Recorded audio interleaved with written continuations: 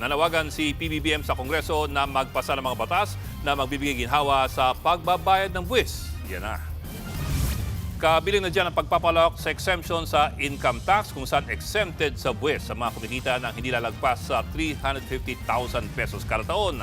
Pangalawa ay hindi pagpataw ng minimum corporate income tax sa mga maliliit na negosyo. Pangatlo ay ang pagbibigay ng amnesty sa hindi nababayarang buwis tulad po ng income tax, estate tax, donors tax at iba pa.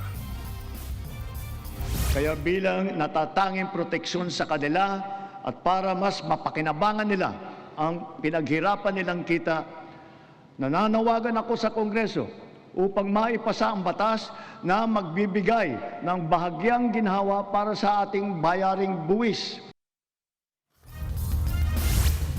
Suportado naman ni Speaker Bogie D ang panawagan ng Pangulo para magbigay ng tax relief sa mga Pilipino.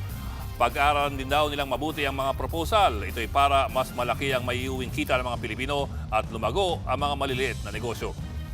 Mga kapatid, Ed Lingaw po, maging maalam at may pakialam sa mga napapanahong balita sa ating bansa. Para sa mas malilimang pagtalakay at paghimay sa mga issue at headlines, mag-follow at mag-subscribe sa social media pages ng News 5.